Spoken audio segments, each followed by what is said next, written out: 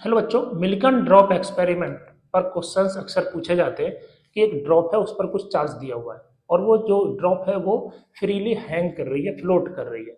तो इस ड्रॉप पर नीचे की तरफ mg और ऊपर की तरफ इलेक्ट्रोस्टैटिक फोर्स काम कर रहा होगा eq।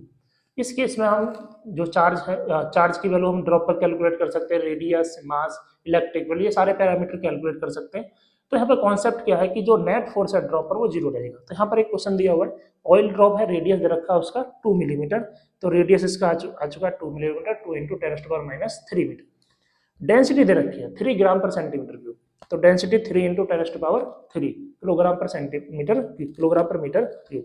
इलेक्ट्रिक फील्ड दे रखा है 3.55 इंटू 10⁵ और मिलिकन ड्रॉप एक्सपेरिमेंट है। इसमें कैलकुलेट करना है नंबर ऑफ जो एक्सेस इलेक्ट्रॉन है, कितने एक्स्ट्रा इलेक्ट्रॉन है जिसकी वजह से इस पे चार्ज आ रहा है, वो हमें कैलकुलेट करें। जी की वैल्यू क्या दे रखी है 9.8। ठीक है, तो जो ड्रॉप है उस पर नीचे की तरफ होगा mg, एक्सेस में इलेक्ट्रॉन है, ज्यादा इलेक्ट्रॉन है, इसका मतलब नेगेटिव चार्ज होगा। नेगेटिव चार्ज होगा, अगर इस पर नेगेटिव चार्ज है तो इलेक्ट्रिक फील्ड नीचे लग रहा होगा, तो फोर्स ऊपर आएगा eq फोर्स mg के बराबर रहेगा।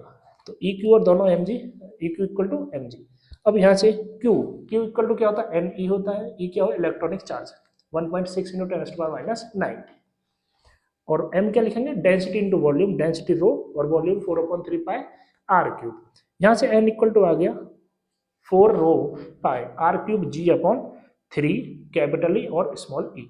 इन सभी वैल्यूज को इसके अंदर पुट कर दिया जाएगा। पुट करने के बाद जो आंसर मिलेगा, नंबर ऑफ जो इलेक्ट्रॉन है एक्स्ट्रा है उस पर 1.73 इंटू 10 इलेक्ट्रॉन उस पर एक्स्ट्रा है। तो इसके अकॉर्डिंग जो आंसर रहेगा वो कौन सा होगा, सेकंड जो ऑप्शन है वो करेक्ट रहेगा। Thank you. Please subscribe this channel and like this video.